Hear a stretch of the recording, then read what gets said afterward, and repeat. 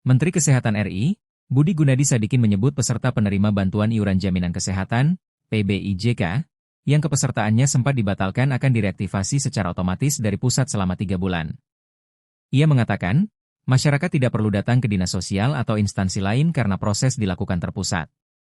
Hal itu disampaikan Menkes seusai menghadiri acara di RSUP Dr. Karyadi Semarang, Selasa, 10 Februari 2026.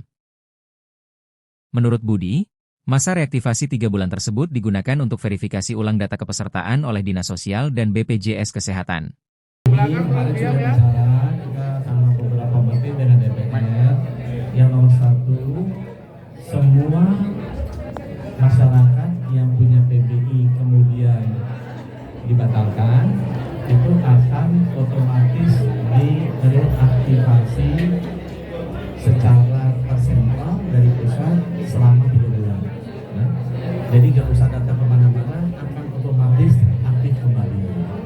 Tapi aktifnya ini 3 bulan. Kenapa 3 bulan? Itu keputusannya kedua.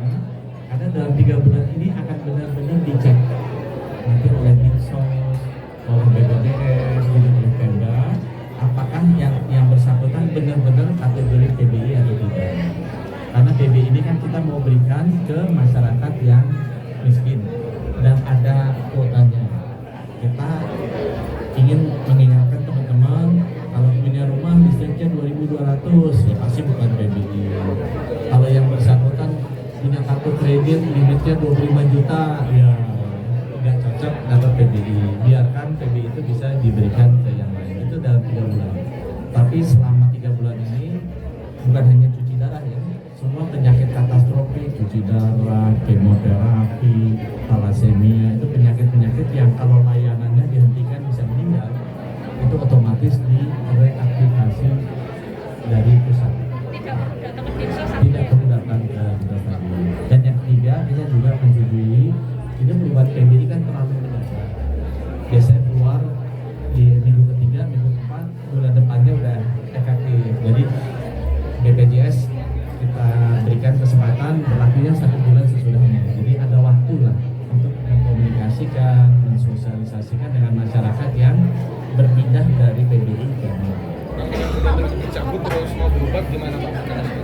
Dan sudah terlanjur dicabut dan ya sudah terlanjur dicabut atau dia mau berobat untuk yang penyakit katastrofik tadi otomatis bisa dan aktif kembali. nanti rumah sakit yang mengalami dulu atau dari pusat?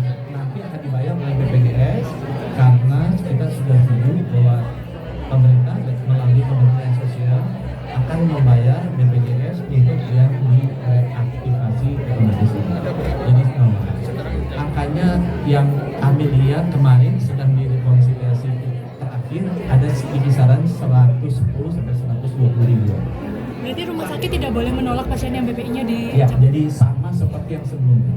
Jadi orang yang kemoterapi dulu kan datang, oh tiba-tiba nggak bisa kemo harus bayar, nggak, ini tetap jalan. Orang yang cuci darah misalnya seminggu 2 kali kan nggak bisa, ini tetap bisa. Orang yang kena radioterapi biasanya kan 1 seri itu tiap hari mesti disinar, ini tetap bisa. Atau thalassemia anak-anak mesti di apa kayak di infus gitu kan, itu juga tetap bisa.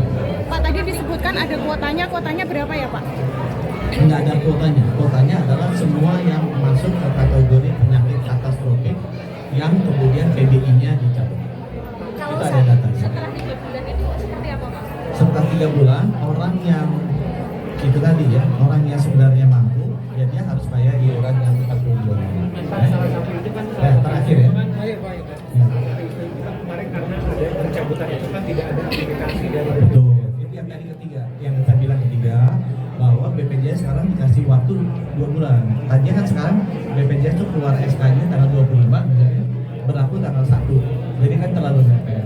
Jadi keputusannya ketiga adalah kalau misalnya ada perubahan kelas PBI itu keluarnya tanggal